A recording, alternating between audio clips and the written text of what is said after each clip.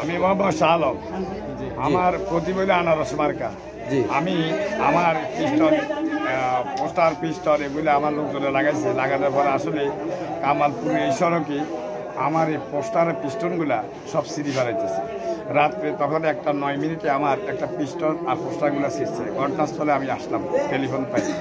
আসার পরে চাই যে আমার পোস্টার আর পিস্টনগুলো সব ছিঁড়ে ফেলেছে। তখন আমি তাদের জিজ্ঞাসা করলাম যে আমার পিস্টনগুলো কেন ছিঁড়লে আর এখানে ফিরে ফিরে আমি সেই নাও। আমি কিন্তু তুমি শিখছো যে তোমার নামে উদ্যোগ আছে।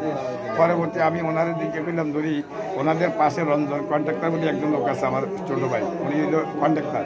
আমি ওনারা ডাকিয়ে আনি বললাম ভাই এই ঘটনা, উনি আমার এই পিস্টনগুলো ছিঁড়ে ফেলেছে। আমি ওনার হাতে তুলে দিই, আমি চলিয়ে আসলাম।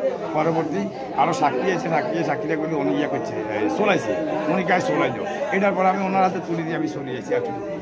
এরপরে পরের দিন শুনি নাকি এই ছেলেটা নাকি এই কি কইছে আমি আসলে ছিলাম না।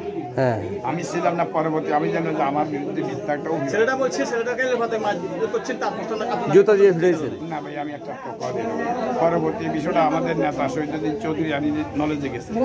যাওয়ার পরে আমার ছোট ভাই সকালে ফোন দিয়েছে আর উনি বলছে না আমি তদন্ত করছি, এরা মিথ্যা।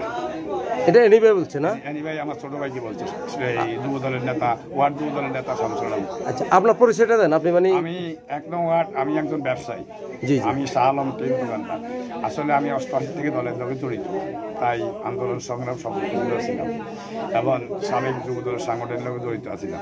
তারপর আমি বিএনপিতে চলে আসছি, আমাকে বিএনপিতে নিয়ে আসছে। আমি বিএনপিতে আসছি আপনার 2001 সাল থেকে বিএনপিতে আসছি। বর্তমানে 17 নং মোমিনগঞ্জ ইউনিয়নের বলেন তো কোন ওয়ার্ড থেকে প্রার্থী ছিলেন এটা বলেন?